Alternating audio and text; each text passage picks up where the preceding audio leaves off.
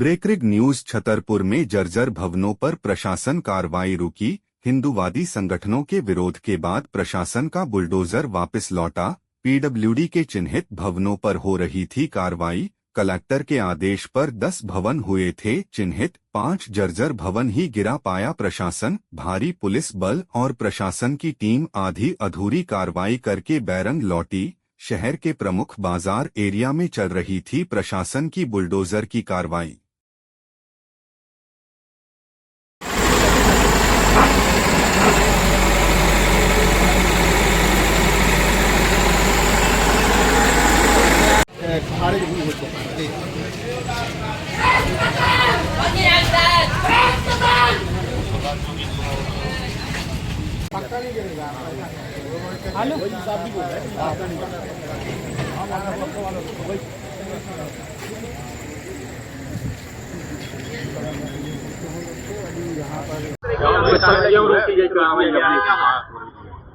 क्या किया गया?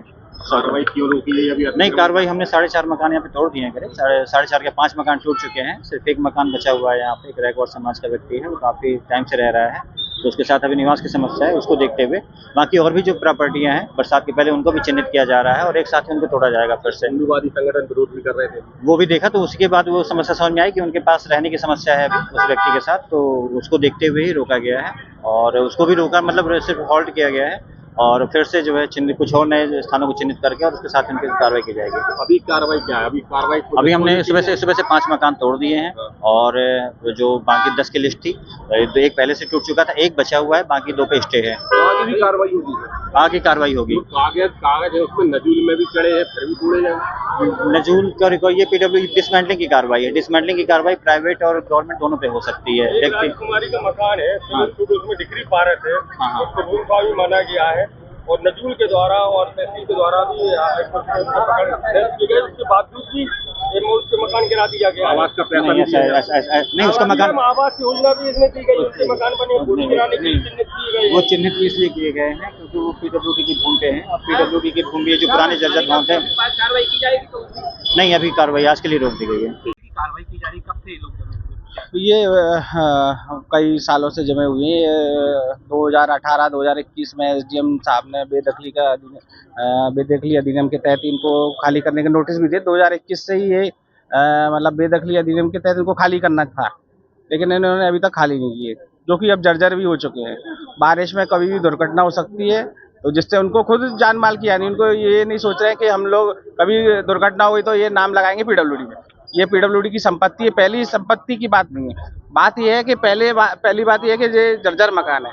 जर्जर मकान होने के कारण इनको खुद नुकसान है, इनकी जान माल की हानि हो जाए।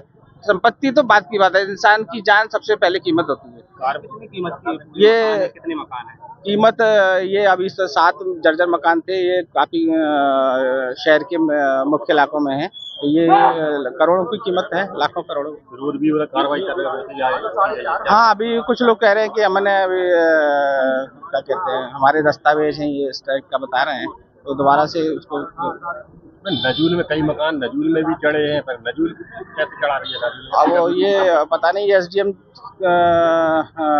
कोर्ट ने तो इसमें बेदखली पारित किया है 2021, 18, 16 में। उसको देखा है, वो दोषी कहलाए। अब उसको देखना पड़ेगा एसडीएम साहब से बात। आपके द्वारा अभी तक देखा नहीं है? नहीं, वो तो पहले से बेदखली अधिनियम में पारित है ना, हमारे द्वारा देखा था गया था, तभी तो कार्रवाई हो रही है। क्या आप कार्रवाई होती है? सर, कुछ लोग अभी स्टेज भी दिए गए हैं, उनके लिए क्या कहते हैं? अब वो न्यायालय में चल रहा है विचार।